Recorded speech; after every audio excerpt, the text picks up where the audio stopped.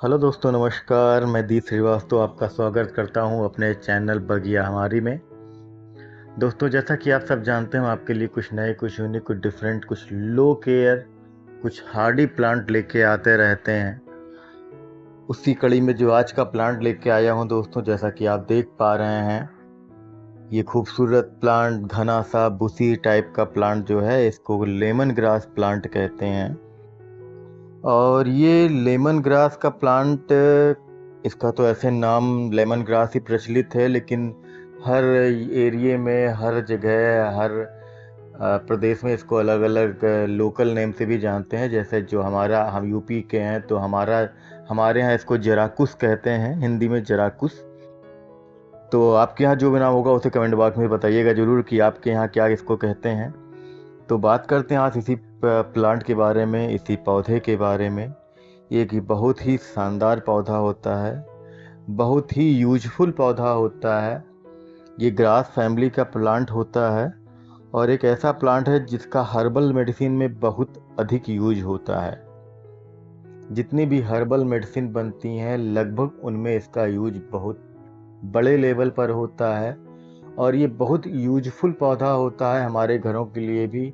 हमारे यहाँ अगर हम इसे लगाते हैं तो हमारे बहुत काम का प्लांट होता है।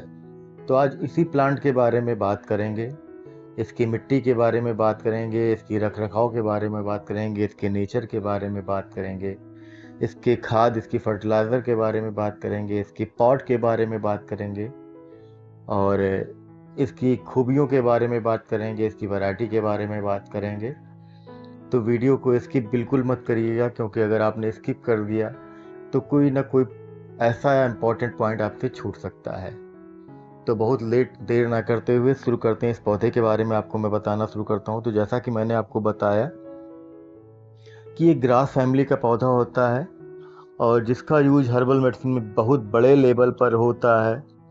इसकी पत्तियों की वजह से इसको लेमन ग्रास कहते हैं, क्योंकि इसकी जो खुशबू होती है, इसकी पत्तियों को जब आप हल्का सा मसलेंगे लेके, तो इसकी जो फ्रेगनेंस आती है, जो इसकी खुशबू आती है, वो बिल्कुल लेमन की तरह आती है। बिल्कुल नींबू के पौधे या नींबू के जो रस होता है, नींबू का जो कटता है, नींबू काटें आप, तो जो स्वाद, जो टेस्ट, जो स्मेल आती है, वही स्मेल इसमें आती है। तो इसलिए इसको लेमन ग्रास कहते हैं। इसके आसपास आप जाएं, बहुत अच्छी इसकी खुशबू आती है जब ये पास में आप इसके बैठेंगे तो इसको लेमन ग्रास कहते हैं। इससे लेमन ग्रास टी या फिर हर्बल टी बहुत बड़े लेवल पर बनती है। जितनी भी मार्केट में हर्बल टी आती है या फिर लेमन टी आती है, उनमें इसका यूज बहुत बड़े लेवल पर होता है। इसको ब्लैक टी, ब्लू टी में भी इसका बहुत बड़े लेवल पर यूज किया जाता है। और इसका जो बेसिक यूज है वो थाई फूड में इसका बहुत बड़े लेवल पर यूज होता है। थाई फूड में इसकी जड़ों से और इसकी पत्तियों से बहुत तरह के व्यंजन बनाए जाते हैं, बहुत तरह के फूड बनाए जाते हैं थाई में, फूड में इसमें। तो ये एक बहुत ही ज़बरदस्त मेडिसिन और यूज़फुल वाला प्लांट है, लेमन ग्रास जिसे कहते हैं। इसका यूज आपके आसपास जो भी आप सामान यूज करते हैं, अपने रोज़ यूज होने वाले जो चीज़ें होती हैं, उनमें इसका यूज बहुत बड़े लेवल पर किया जाता है। भारत में इसकी खेती बहुत बड़े लेवल पर अब की जाती है। बहुत बड़े लेवल पर इसकी खेती भारत में की जाती है। और एक ऐसा प्लांट होता है जिसको एक बार लगाने के बाद इसकी फसल कम से कम 5 से 10 बार काटी जाती है। तो इसकी खेती इसलिए इस पर बड़े पैमाने पे की जाती है कि इसकी फसल को एक बार लगाया जाता है, कम से कम 5 से 10 बार इसकी फसल को एक बार लगाने पे काटा जाता है। बस खाली इसको पानी का ध्यान रखना होता है और बहुत ज़्यादा इसको पानी भी नहीं चाहिए होता है। तो बिजनेस के रूप में इसकी खेती बहुत बड़े लेवल पर अब भारत में की जाने लगी है। इसका यूज दवाओं में होता है, क्रीम, साबुन, तेल, शैम्पू, बाम, जो सर दर्द के बाम बनते हैं उनमें, आप जो हेयर ऑयल लगाते हैं उनमें, आपकी सेविंग क्रीम में, आप जो फेयरनेस क्रीम लगाते हैं, बहुत सी चीज़ों में, डिओड्रेंट में, सेंट में, परफ्यूम में, मस्कीटो जो लिक्विड बनती है उसमें इसका यूज बहुत बड़े लेवल पर होता है। ऐसा कोई चीज़ होती नहीं जिसमें लगभग इनका यूज ना हो। लगभग बहुत सी ऐसी सारी चीज़ें होती हैं जिनका हम यूज करते हैं, उन सब में इसका यूज होता है। दवाओं में तो बहुत बड़े लेवल पर होता है। इसलिए ये प्लांट अगर आप अपने घर में लगाते हैं तो आपके लिए भी बहुत यूजफुल प्लांट है। इसका यूज मैं अब आपको बताता हूँ कि आपके घरों में इसका यूज कैसे हो सकता है। आप इसे अगर घर में लगाते हैं तो इसकी पत्तियों का आप काढ़ा बना के पीजिए, जिसमें सर्दी, खांसी, बुखार, जुखाम, हर तरह की बीमारी, तो आप इसका काढ़ा बना के बहुत अच्छी तरीके से यूज कर सकते हैं। इसकी पत्तियों को आप पानी में उबालिए और उसका काढ़ा बना के दीजिए।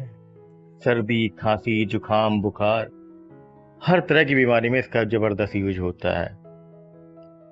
आपकी खांसी छू मंतर हो जाएगी, इतनी ज़बरदस्त इसकी जो मेडिसिन पावर होती है।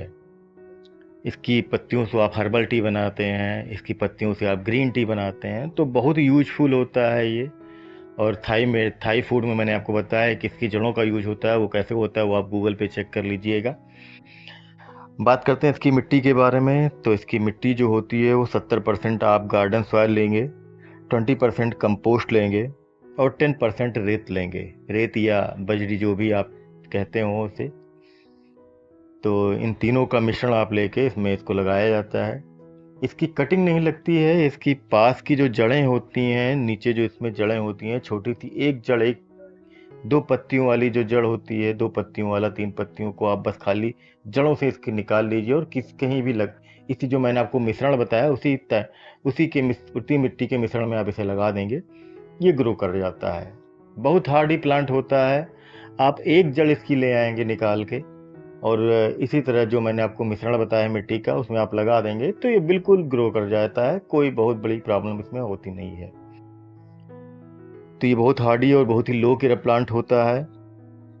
बात करते हैं इसके फर्टिलाइज़र की, तो फर्टिलाइज़र आप जब भी दें, मैं हमेशा प्रेफर करता हूँ आप लिक्विड फर्टिलाइज़र ही दें किसी भी प्लांट को अपने, क्योंकि लिक्विड फर्टिलाइज़र जो होता है वो सीधे पौधों की जड़ों में पहुँचता है और इमीडिएट अपना असर शुरू कर देता है, तुरंत अपना असर शुरू कर देता है। क्योंकि अगर आप सूखी गोबर की खाद या कोई भी आप कंपोस्ट सूखी डालते हैं तो उसको टाइम लगता है थोड़ा सा वहाँ तक पहुँचने में, लेकिन जो भी लिक्विड फर्टिलाइज़र होता है उसका असर तुरंत आता है, इम्पैक्ट उसका तुरंत आता है। तो इसमें भी आप जो भी दें लिक्विड फर्टिलाइज़र दें, चाहे घर की बनी खाद दें सब्जियों फलों की, या फिर वर्मी कंपोस्ट या फिर गोबर की खाद, आप उसे पानी में भिगो दें 24 घंटे पहले और 24 घंटे बाद इसमें आप जैसा आपको उचित लगे, जिस मात्रा में आपका पॉट है उस मात्रा में आप इसमें डाल दिया करें। इसको 6 महीने में एक बार अगर आप चाहें तो खाद दे सकते हैं, वरना कोई ज़रूरत होती नहीं है। बात करते हैं इसके पॉट की, तो आप इससे कोशिश करिए जब भी आप इसे लगाएं कम से कम 8 से 12 इंच के गमले में ही लगाएं, क्योंकि तभी इसमें ग्रो के चांसेस बहुत अच्छे होते हैं। तो 8 से 12 इंच के गमले में आप इसे प्रेफर करिए। इसके सीजन की बात करते हैं तो ये 12 मासी चलने वाला एक प्लांट होता है जो पूरे सीजन, पूरे ईयर आपके यहाँ रहता है, कभी इसमें कोई प्रॉब्लम आती नहीं है। जब बहुत सर्दियाँ पड़ती हैं तो इसकी पत्तियाँ थोड़ी सी सूखने लगती हैं, इसकी ग्रीननेस कम हो जाती है, लेकिन जैसे ही इसको फिर अपनी फेवरेबल टाइम मिलता है मार्च से अप्रैल, फिर से ये अपने ग्रीन में आ जाते हैं, फिर ग्रीनरी में आ जाते हैं, तो फिर ये हरे हो जाते हैं। तो टाइम इनका जो होता है पूरे सीजन होता है, कभी कोई प्रॉब्लम नहीं होती है। हाँ, इनको धूप चाहिए, कम से कम 6 से 7 घंटे की धूप चाहिए, इनको डायरेक्ट धूप चाहिए। तो इनको आप ऐसी जगह ही प्रेफर करिए जहाँ पे आराम से इनको धूप मिलती हो 6 से 7 घंटे की। तो ये प्लांट आपको कैसा लगा, कैसी लगी आपको दी गई जानकारी, इसके बारे में कमेंट बॉक्स में बताइएगा ज़रूर।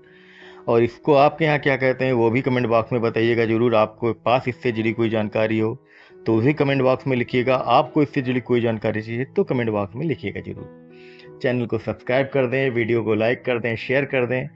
फिर मिलते हैं किसी नए प्लांट के साथ, तब तक के लिए नमस्कार।